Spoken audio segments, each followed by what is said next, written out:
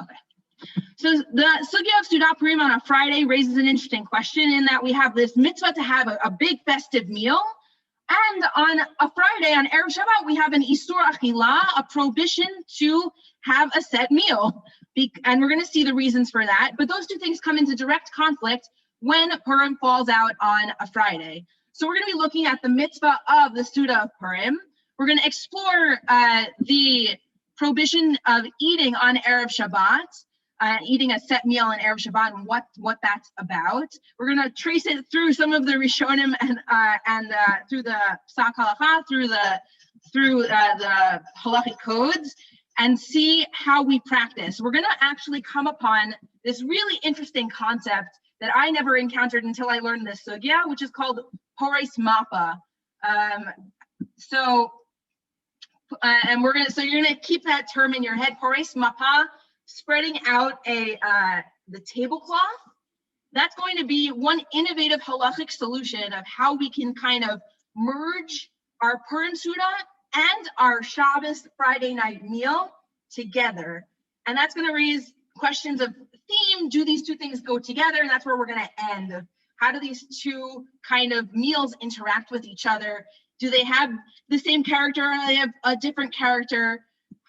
In exploring this conflict, we're going to figure out how do they go together. And sneak peek is that I don't think all eating is the same. I don't think this formal mitzvah, this formal commandment to have a meal, right? Formalizing and saying, you're going to take this enjoyment of eating good food and sharing drink with friends, and that's going to be a commandment from God. I think the framework in which it's given, the framework in which we are commanded, changes the nature of how we do that eating. And I think it's an interesting interplay when that commanded eating of Seudat Purim and that commanded eating of Shabbos Friday night meal interact, come together, form this interesting Porous Mapa meal that is a combination of the two at the end, and we'll talk about that. Okay, first, what is the mitzvah of Seudat Purim and Seudat Shabbat? So the mitzvah of Seudat Purim is in the pasuk. It says Yimei Mishteh V'Simcha in the Megillah in chapter 9. I'll give you a hint to my Dvar Torah that's going to be on the 9th chapter of the Megillah and our Megillah companion. Look out for that. In chapter 9 of the Megillah, we get the mitzvot that we're supposed to do today, that we even do today, that were made in the time of Mordechai and Esther. So the psukim read, that's why the village Jews who live in unwalled cities, they observe the 14th day of the month of Adar, the date of Purim, 14th of Adar, to make it a day of merrymaking and feasting, as a holiday and an occasion of sending gifts to one another. Okay, so we've got Yimei Mishteh V'Simcha. Mishteh is like a party, festivities. Simcha, joy, and sending Mishloach Manot Ish L'Re'ehu, something we're familiar with of sending gifts to one another. And that is commanded to us for all generations, to observe these days as days of merrymaking, gifts to each other, and presents to the poor, giving matanot la'avyonim. Kimu v'kiblu, the Jews assume this as an obligation, and that's the mitzvah, mishteh v'simcha, having this festive meal. Now, when that falls on a Friday, we run into our conflict. There's a prohibition of eating a festive meal on Friday. The Gemara in Masechet Psachim talks about the eve of Passover. The chapter itself, that chapter of Talmud is called Arvei Psachim, the eves of Passover, the day before Passover, talking about the day before regular Passover and the day before Pesach Sheni, or it could be referring to different kinds of Erev Psachim in different years. So that chapter talks about what happens on the eve of Passover. Here's our first Mishnah. Erev Psachim samuch lemincha lo yochal adam ad shetachshach. On the eve of Passover, adjacent to Mincha time, a person may not eat until dark. Okay, why am I talking about Pesach now? I didn't get lost. This is still a shir about Purim. Because the Gemara here comments on the Mishnah. Why discuss this halacha regarding the eves of Passover? And then the Gemara says it's not specific to the eve of Passover that we have a prohibition of eating. It's not just on Erev Pesach that we can't eat after Mincha. It's also taught in the Breita, a person should not eat on the eve of Shabbat and Yom Tov from mincha time onward. Okay, so we have an Isser Achila, we have a prohibition of eating, and we have a specified time from mincha onward, so that, and a reason given, so that you have desire to eat when you enjoy the Shabbos meal. That's kind of it. You can't ruin your appetite. We're halachically admonished not to ruin our appetites for the Friday night meal. And so there's this Isser Achila that goes into effect on Friday afternoon. There's a question of when, right? If you're reading this Gemara, and I ask you, so the Gemara says there's a prohibition of eating on Friday afternoon. When does this prohibition fall into effect? On Friday afternoon. So this Friday, when, according to this Gemara, can I not eat? Do I have to stop eating big meals?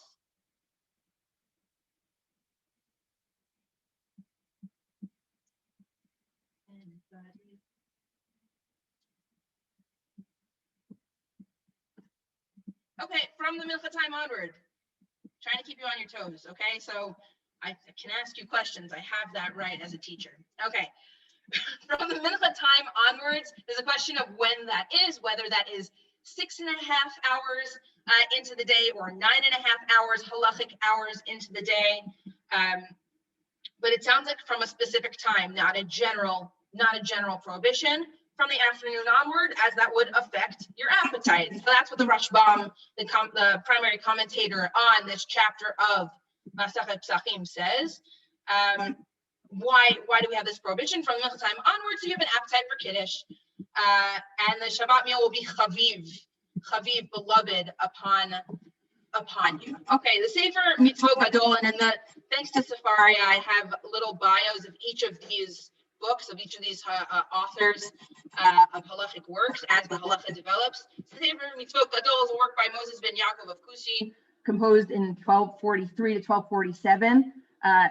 So it's a book that's organized by mitzvot. That's why it's called Sefer Mitzvot Gadol. So in the positive commandments number 29, he references the Mishnah that says there's this Isur Achila, the prohibition of eating. There's a machloket. There's a machloket in our Mishnah, on our Mishnah, about when this Isur Achila takes place or starts. So here, if we read back here, a person shall not eat on the eve of Sabbath and festivals, so that you enter into Shabbat with a desire to eat. This is the statement of Rabbi Yehuda. So this is according to the opinion of Rabbi Yehuda, that there is this prohibition. However, Rabbi Yossi says one can continue eating until dark. Okay, according to Rabbi Yossi, it doesn't seem like this prohibition exists in the same form. So even according to Rabbi Yossi, says the Sefer Mitzvot Gadol, commenting on this, even according to the opinion that you can continue eating on Friday until it's dark, presumably you have to stop at some point to make kiddush, to make your separate festive Shabbos meal. But even according to Rabbi Yossi, it's only if you began eating before mincha that you can continue your meal. Say you started before mincha time, you can continue, you don't have to stop. But Rabbi Yossi would say, according to this interpretation, that you shouldn't start eating after mincha. So similarly, this understanding of Rabbi Yossi is trying to group this into this value of not eating, having an appetite for the Shabbos meal on Friday night. Okay, so the Rambam codifies this and says, in deference to the Sabbath, it's forbidden to arrange for a festive meal to take place on Friday. However, it's permissible to eat and drink until nightfall. Okay, so you're not supposed to have a festive meal, but you can eat and drink. Nevertheless, you should refrain from having a regular meal. So you can have like kind of snacks. That's kind of the idea there in the Rambam, but don't eat a huge meal on Erev Shabbat at all. The Tur or Chaim also codifies this. We don't set a meal on Erev Shabbat for the honor of Shabbat. And it would seem that means not to set a formal meal even before Mincha. So the Tur expands this and says, even before that afternoon time, you still shouldn't be eating any festive meal. That brings us back to our problem with Seuda Purim, with our Purim festive meal, because according to the Tur, we can't do that at all on Erev Shabbat. We're going to ruin our appetites. So that's where we stand with the conflict, and the Shulchan Aruch codifies this as law. On Friday, it's forbidden to partake of a celebratory feast. even if it's an engagement meal, because of even if it's for a very joyous occasion, a mitzvah, because of the honor of Shabbat. Okay, all day it is forbidden. Okay, so the Shulchan Aruch codifies this as the entire day, don't have a festive meal. Building off of what the Torah was saying, that it doesn't specify that you should you shouldn't eat a huge meal the entire day, not only after mincha. You shouldn't begin to eat more after mincha, but a festive meal the entire day, no good. So the Ramah expands upon this as well. This is kind of hammering home the point, seeing our conflict play out in our halachic codes. So I'm not going to repeat that, but the Magen Avraham comments for a reason. Why is it that I can't have a festive meal on a Friday?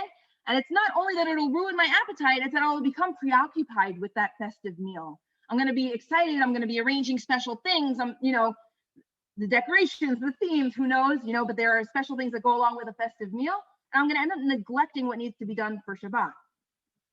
This is going to come back, this theme of that I'm going to end up neglecting what needs to be done for Shabbat. If you guys think to Purim day, what am I preoccupied with on Purim day that if I start to eat or I'm arranging things, I'm going to get busy. I'm going to forget to be able to prepare for Shabbat. What's happening on Purim day? This is not a trick question. Festive drinking. Okay, there's festive drinking for sure. What else are you doing on Purim? Hopefully you're doing a lot more on Purim. Reading the Megillah. There's Megillah. What else? What else are you doing? Mishloach manot. Mishloach manot. What else are you doing? Not a trick question. Yonim. Yeah, you're very busy doing mitzvot on Purim day. Okay, so this theme is going to come back of being very busy and how that's going to have interplay with the Seuda. And then what happens if I sit in a Seuda and just like Ruth said, like when I start a Seuda, I'm sitting around, I'm eating and drinking with my friends in a normal year, right? I'm sharing space, I'm having a good time, and you know how it happens on Shabbos afternoon meals that sometimes you don't realize the time is passing. Sometimes they're too long, but sometimes you don't realize how many hours have passed because you're having a really nice time. You're just having fun with your friends and your family, and you'll end up neglecting what needs to get done. So that's what the Magen Avraham says generally about eating and drinking on Erev Shabbat. Don't have a festive meal. You're going to get carried away, and you'll ignore what needs to happen for Shabbat. We're going to think about that theme, come back to it later. More on the Isur. How seriously do we take this prohibition? Since, I don't know, how many of you heard of this prohibition to have a festive meal on Erev Shabbat before seeing these sources and me posting on Facebook? How many of you have heard of this Isur before? Okay, Ruth, I can't see a lot of you because you don't have a camera on, but you can like write in the chat. Sarah's heard of it. Okay, so two out of, well, Rabbi, have you heard of it? Yeah, okay, so 3 out of 14. I wasn't gonna exclude you. Okay, that's not like a high percentage of people, right? But but this is a very serious Isur is what I'm trying to say. Is that even as it's interesting that we don't learn about it, and that I personally did not learn about it. Yeah, you're not just eat a lot before Shabbat. Okay, so we've got 4 out of 14. I wasn't saying that to shame anyone and saying, oh, how come you didn't know this? I was saying it like it's taken really seriously here. We're going to see this next source on how seriously they take it. It gets kind of extreme because the Gemara does that sometimes, but here we go. How serious is this Isur that some of us have never heard of? In Masechet Gitin, we have this story. Rav Chia bar Abba says that Rabbi Yochanan said there are 2 families in Jerusalem, one that said it's meal on Shabbat and one that said it's meal on the eve of Shabbat, and both of them were uprooted. Okay, like both of them were destroyed. Okay, so either way you can't win. They did it on Erev Shabbos and they did it on regular Shabbos day. And why were they destroyed? Why do we have this enigmatic phrase that they were destroyed? So one family was uprooted because they caused the suspension of Torah study. Okay, they shouldn't have done it during Torah reading time. They had a meal, they skipped out on Torah reading, they didn't learn, so they were uprooted. And the other family, to our topic, was uprooted because by eating their meal on Friday, on Sabbath Eve, They did not properly distinguish between Shabbat and Shabbat Eve. Right? They were, what do you think that means? They didn't properly distinguish between Shabbat and Shabbat Eve. What's the problem with that? What are they doing? What's the problem?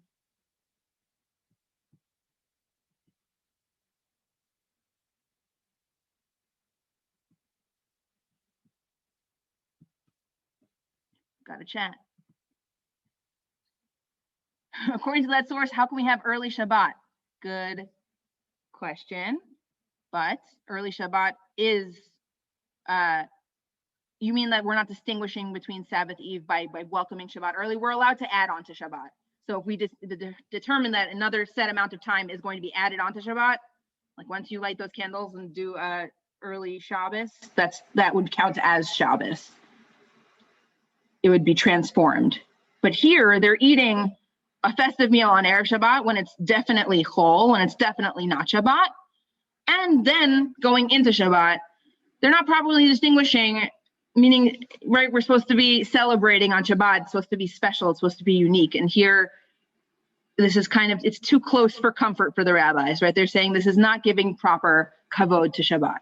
Okay, and that's really serious to have the consequence be that they're uprooted. Okay, that could mean, that they no longer, imagine for yourself what that means. Okay, so there were those people who didn't take the Isur Achila, the prohibition to eat on Erev Shabbat seriously, and there were those who took it to the other extreme, the opposite extreme.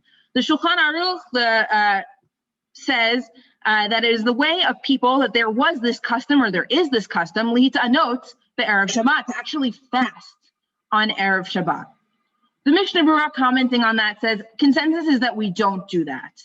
Okay, we're very it's kind of interesting how we need to set the tone going into Shabbat. We're not going to be overly joyous to overstep Shabbat's boundaries to kind of mute the following Shabbos celebration, but also we shouldn't go into Shabbat while suffering, fasting and suffering because we're not eating, unless one is exceedingly sensitive, such that if you eat on Erev Shabbat, you won't be able to eat on the Friday night meal with an appetite.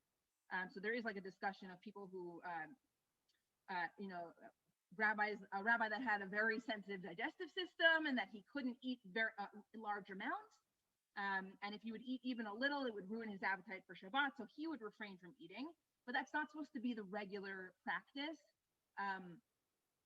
So we're sensitive to how we go into Shabbat, setting the tone, and not conflicting with the uniqueness, with the specialness and the kedusha of having this mitzvah of Friday night meal. So, what do we do with Seudat Purim? Okay, we have this Isur Achila. We have, and we're not supposed to mess with our appetites going into Shabbat, or we're afraid of not distinguishing between a festive meal right before Shabbat and on Shabbat itself. What do we do?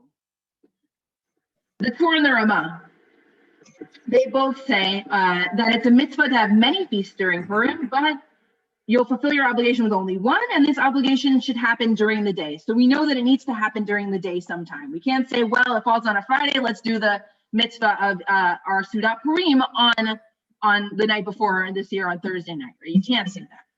So the Ramah says, here's how we might do it. And what I'm going to do is, and Rabbi Walkenfeld saw this as well, and our Rosh Yeshiva of Yeshivat Chol V'Vei Torah actually answered a question on this in real time on a listserv that we're on. And so I'm going to quote portions of what he said in terms of practice after we see these primary sources. So the Ramah, Rav Moshe Isler, commenting on the Shulchan Aruch, says, we have the custom to make the Purim meal after the afternoon prayer. We pray the afternoon prayer while most of the day remains. Most of the meal needs to happen during the day. That's in a regular year.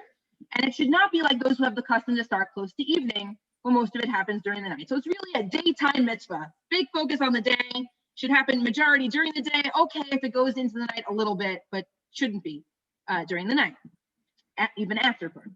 And when Purim falls out on a Friday, writes the Ramah, they should have the meal in the morning because of the honor of Shabbat. Okay, so we have one solution. Have the meal in the morning. I saw Josh Levine commented on my status that he was going to have steak and eggs for breakfast maybe as a solution. to have the Seuda on Friday morning. We're not going to see that as the preferred solution, but it's, you know, good halachic thinking, creative, and here we have the Ramah to back him up. So shout out to Josh Levine. The Ramah says, nevertheless, you should be happy and add more during your meal, even at night, right? Even though the mitzvah is during the day, you can still add joy by eating more on Purim if that's a way that, and you know, having a treat or whatever it is that makes you add simcha to your Purim. Okay, thank you. The Beit Yosef quotes the Orach Chaim saying, when Purim falls on Erev Shabbat, we do the festive meal earlier in the day, and at night we make the Kiddush and taste some food after Kiddush. Okay, this is going to sound a little bit like the practical solution we land on, but not exactly. So it sounds like we're starting sometime in the afternoon. He doesn't say when. And there are others who, but it seems in contrast to be in the afternoon because he says next, there are others who make their festive meal on Friday morning itself. And everyone should act according to their own minhag. So there are different minhagim, whether to do it in the morning, steak and eggs for breakfast, or in the afternoon. And then what do we do about our appetite for Shabbat? Well, once night falls, you make Kiddush and you make sure to eat something after Kiddush. But that's not the ikar. That wouldn't be the main idea, right? It would seem actually the Purim Seuda taking precedence over its conflict with Friday night meal, which is interesting to think why that would be. Why do you think that would be, that we would preference the Purim meal and having a big festive Purim meal over, and then it would actually ruin our appetite? If we were so concerned, we'd ruin our appetite for Shabbat. Why do we think the Purim meal would take precedence? You can throw things in the chat. You can unmute and say something. Why would the Purim meal take precedence?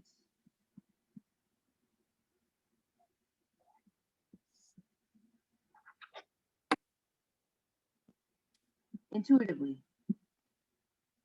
Again, not a trick question. Halacha should be intuitive. What do you say, Rabbi?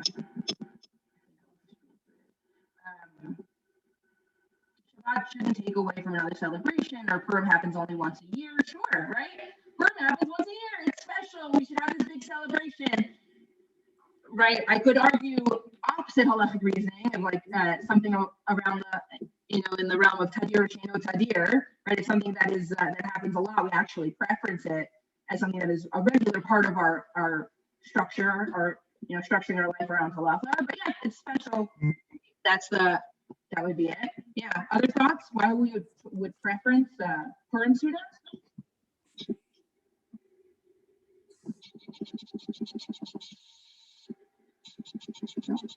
You have other Shabbat meals that you can celebrate at, so maybe you can have a smaller dinner and have, you know, midday and Seuda Shlishi. Great. There are other Shabbos meals, and you can have other Shabbos, you know, make your other Shabbos meals bigger, right? Even though there are those who say, right, the ikar of the, or like one of the main meals is, or the main meal is Friday night. Maybe that might be opposite reasoning, but okay. All right. Yeah. If you're already like planning ahead for Shabbat in the sense of not focusing on Purim, then isn't that also like blurring that lines of like not separating Shabbat out from that day, because you're already like kind of. Yeah, but what are you gonna do? I don't know. What would be this? You have to do, but you have to focus on the. But you're saying, okay, this would be balancing it out, perhaps having the Purim Seuda be bigger, but planning for Shabbat, but having the Purim Seuda be bigger. Okay.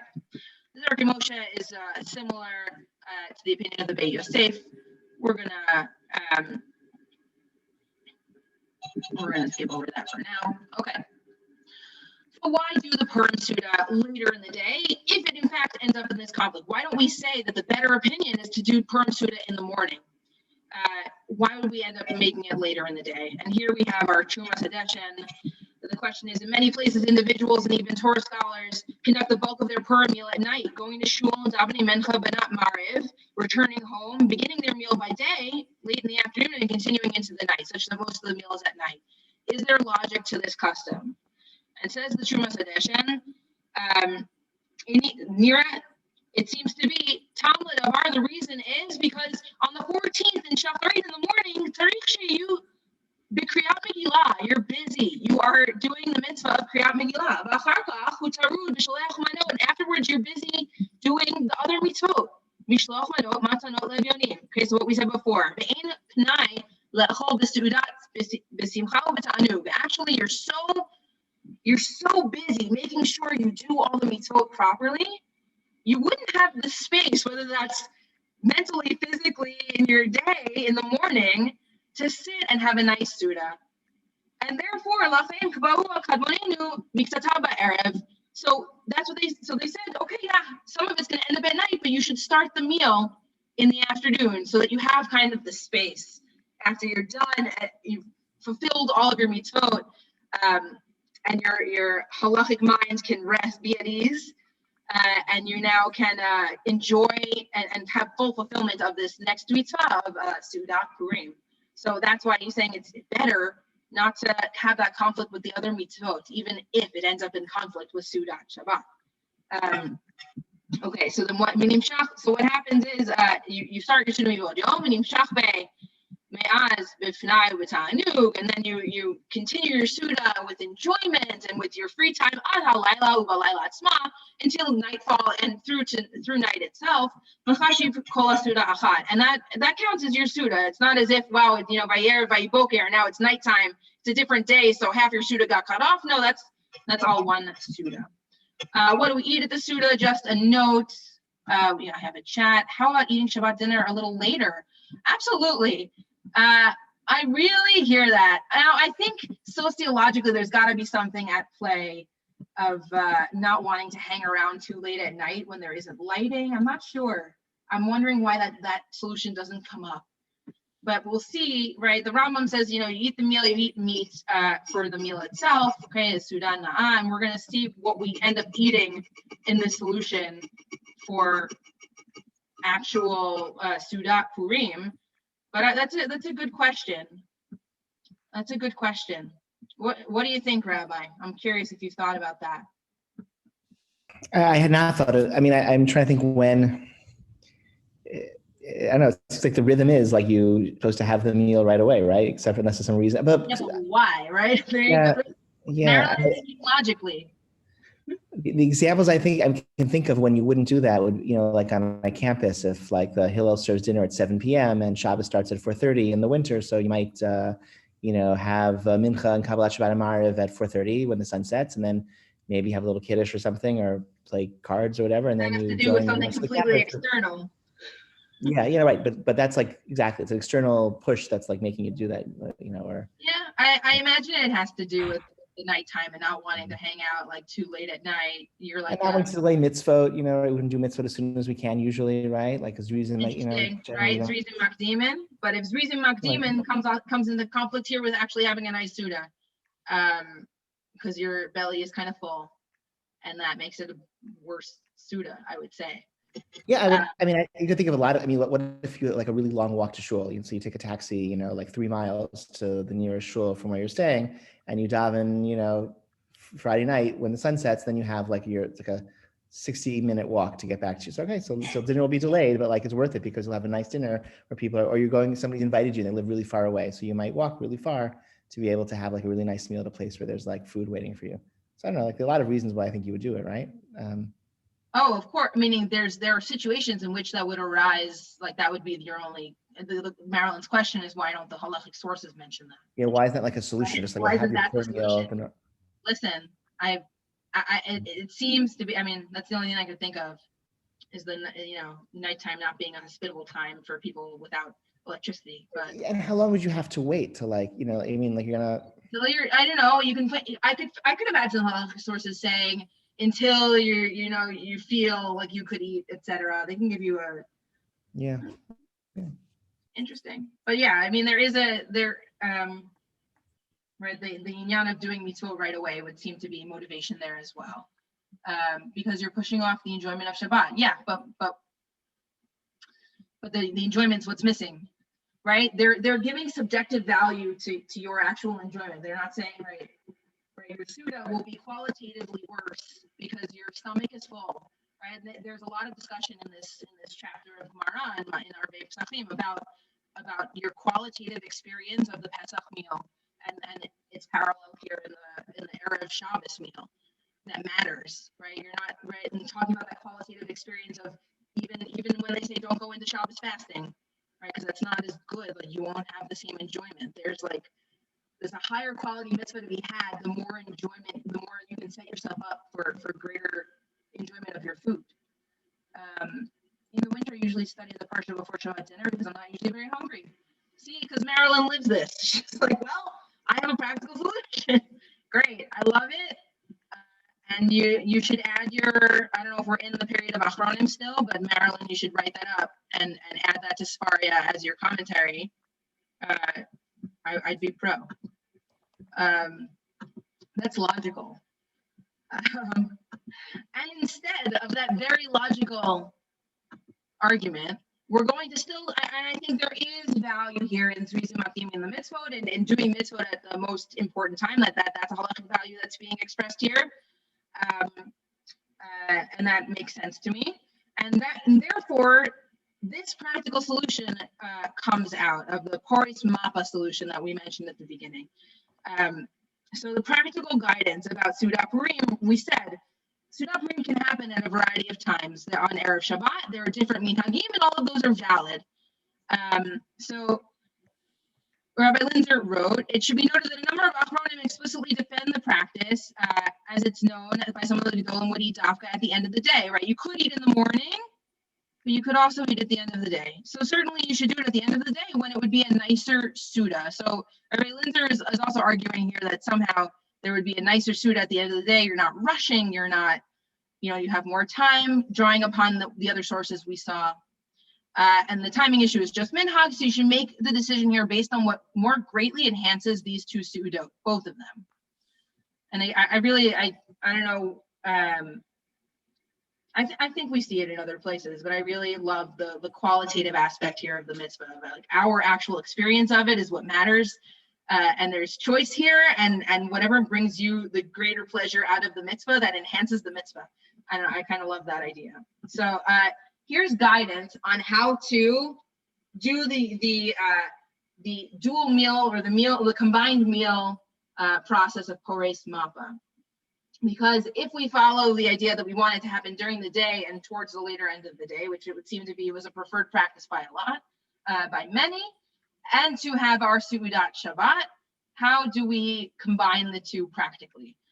So regarding Erev Shabbat and Porous Mapa, once we've established that it's acceptable to have the meal towards the end of the day, then when it becomes Shabbat, the practice is, and I hope, and maybe I'll try this out this year, because it seems interesting. It's like a fun halachic thing to do and be able to live out. So you turn the existing meal into a Shabbat meal by covering up the bread, Porous Mapa, using a tablecloth or using your challah cover, and making kiddush, and you make kiddush. This is totally acceptable. He's done it in the past. And he feels that, again, emphasizing that it enables you to have a more serious Seuda Purim and a serious Seuda Shabbat in a way that's laid out in the Gemara. Here are the important rules to keep in mind. Number one, and the halachic sources to accompany them. Number one, make sure Kiddush is before Shkia. Since the time of, once the time of Kiddush comes, you may not eat without making Kiddush. So the time of Kiddush would be at Shkia, or at least it begins at Shkia. And once that happens, there's an Isser Achila until you make Kiddush. You cannot, there's a prohibition to eat on Friday night after Shkia. So make Kiddush before Shkia. And here's the source in the Shulchan Aruch. It's forbidden to taste anything before you make Kiddush at night, even water.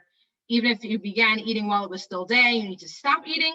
Porous Mapa, Umekadesh. You spread the tablecloth and you make Kiddush. So make Kiddush at Shkia. Number two, spread a cover over the bread. You will say Kiddush without Borei Preoccupied if you have already begun drinking wine at your Seuda. So you just say the bracha of Kiddush. And there it is in the Shulchan Aruch. If you are drinking wine first, you only need to say the bracha of Kiddush and not a bracha on wine. Do not make hamotzi if you've already been eating bread. Shulchan Aruch continued, right? You do not need to make a bracha on the bread, even if you made a bracha on the wine. Mishnah Berurah, why is this? So that he's of the opinion that if Kiddush is not an interruption, right, it wouldn't be a hefsek in between your meal, with the meal that you started and the meal afterwards. And in situations of doubt as to whether making a bracha is appropriate, we are lenient. So don't make an extra bracha, right? Your hamotzi from before still counts. Okay. Make sure to then have at least a kibetza of bread or a kazaya b'di'eved. The rule of the kazaya b'di'eved comes from rules of the third meal of the Seuda Shlishit, quoted in Orach Chaim. You should be very cautious to have a third meal. Even if your stomach's full, you're satisfied, you can fulfill it with the volume of an egg. If you can't eat at all, as it don't cause yourself discomfort, this is for the third meal. A wise person will not fill his stomach with the morning meal, save room. So it can eat, and the Mishnah Berurah there says afilu b'kazai, even with at least having just an olive's volume of food. So that's the minimum amount for your Seuda if you're not doing like Marilyn and waiting to actually eat a fuller Seuda. You can finish your bread immediately, even before Teda Kochavim, which is another time at which we would say that's like the actual nightfall, where the mitzvah of having Seudat Shabbat, when the mitzvah of Seudat Shabbat is in effect. Some say it's ideal to eat it after Tzeis HaKochavim, after the 3 stars emerge, and you can find it on Maizmanim. I know our shul has slightly earlier times than Maizmanim, but you can look up these times. I can also put these times on this source sheet, should you be interested in that. Okay, so once you've accepted Shabbat, there's an Isser Achila, but you can finish if you're eating, make sure to eat it. You make Kiddush at Shkia, you eat your bread, you can finish your bread immediately, some wait for a taste. And there's the source. In your Birkat HaMazon, how do we then bench? If you ate a kazayit after 3 stars emerged, you say only ritzeh. You say only the addition for Shabbat. Al Anisim can be added in Harachaman. Normally you would say Al Anisim in its normal place if the Seuda began during the day and ended at night, but now ritzeh is the primary addition, and that's what takes primacy. So you say ritzeh, and here's the source in the Shulchan Aruch. It's the weightier addition because it's something that you would repeat. It would make you repeat the Birkat HaMazon if you forgot it, whereas Al Anisim you would not repeat the Birkat HaMazon if you forgot it. And that is the summary of what to do in Porous Mapa u'Mekadesh.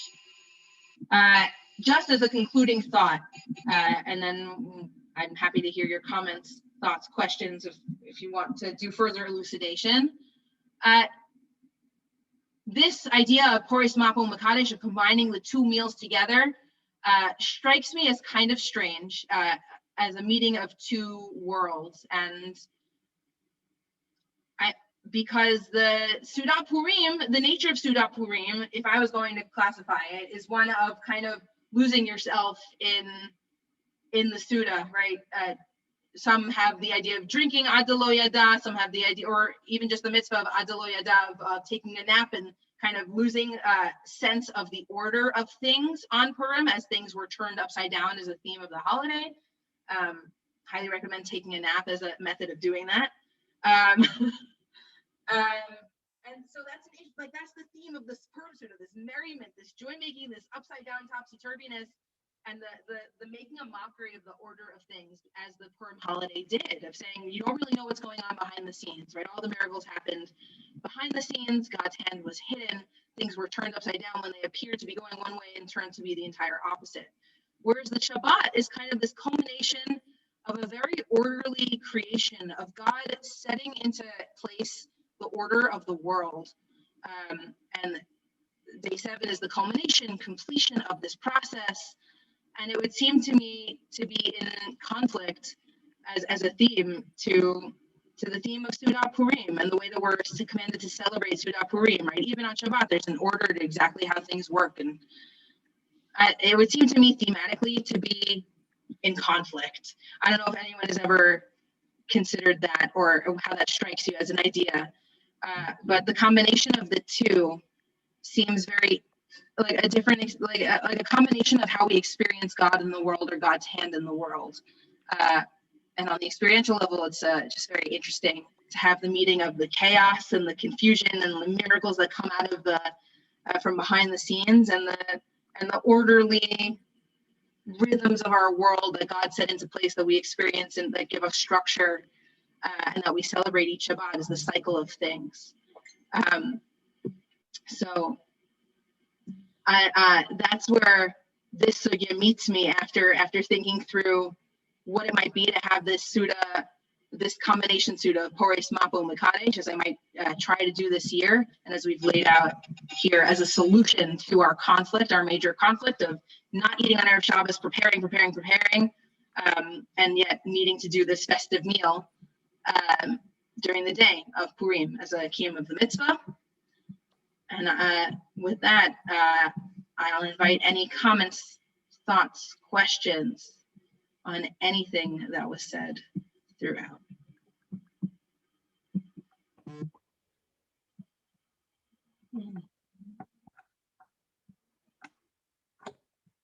We've got one chat. Any guidance on how to include Kabbalat Shabbat prayers? I can, well, generally the guidance is you daven mincha beforehand. People will stop in the middle and daven arvit, I think. I think there is room for that. I don't know, what do you think? I don't know, because I guess like before Kiddush, you would stop your meal, daven. Yeah, so I have sources on that as well. I can stop share and then reference them, but there are sources on that as well as what are the order of operations, including tefillah, if we're not thinking just about the food. It's a good question. I mean, obviously, if I'm going to shul, right, I can't. No, you're right. I can't do this, can I? Okay. I was thinking about, like, oh, this is kind of cool. Like, I kind of want to do it, but like, I feel like I think I need to be at shul Friday night. Okay, so we have the okay, that's the meat. I'm just gonna take a look at if there are other questions in the meantime, you guys can shout them out. I'm just gonna check my sources on that. Let's see if we have Mincha and Mariv on here. Anybody else? It's sort of interesting though, Rabbanit Goldie, even if it's like just the fact that you have that, like, it's not included in the, like, when the Gemara says Porous Mapa Mekadesh, like, it doesn't, like, it's not, at some point somebody thought of, I guess, like, well, when would you say these tefillot? But it's not there in the original, like the earliest sources. Well, so I guess somehow, right. So like, that's interesting. Like, that wasn't like part of that like wasn't like, that wasn't an obvious question to them, or it wasn't like an important issue for them to like resolve. There are sources. Sorry, go ahead. No, just like it's just like that seems like that itself is, I think, kind of significant, maybe significant like that. Like, where's Arvit? So the Raman Orach Chaim says you should do the Purim Seuda after Mincha, and you daven Arvit after the Seuda. You say Mincha Boda Yom Gadol, because okay. That's general guidance. You should start the Purim Seuda after Mincha and daven Arvit after the Seuda. Regarding Purim that falls on Erev Shabbat, you should do your that, because the Raman himself says you should do the Seuda and Shacharis because of quote Shabbat, so it works out for him. but it could work on Friday night too, right? There's no reason why it couldn't, right? In theory, you could have your meal before Mariv, right? And right, so it seems to be there's a variety of opinions of, right, you could, so quote in the Magen Avraham, he quotes the Minhagim and the Matan Moshe, who talk about including Al Anisim in your benching only if you didn't already daven Arvit. So like at some point you can stop and daven Arvit, and then you wouldn't include Al Anisim in your benching. So it seems like there's a variety, but it's not it's not explicit. So let's see, the Magen Avraham said you should paper cut a mazon, then daven Arvit to avoid the machloket over whether to include Al Anisim at all. So that would be a practical reason for saying Mariv after, because you want to, but that's an interesting thing. Next time this happens, I don't remember how many years. I don't know how many years it is until this happens again. I think it's just a couple, I think, and maybe we'll have one of these meals in the shul, and then we could just like go upstairs and go just like Oh, that would be fun. That'd be fun. We'll have like a big Porous Mapa meal. Halachically fun, yes. Yeah, that'd be fun. All right, so let's start planning now for that. Great. I'm so glad you were all involved in this shul planning meeting. The ritual committee will consider it. Other thoughts before we conclude.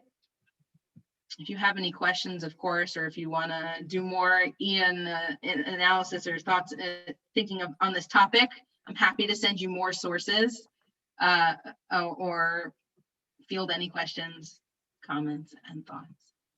All right.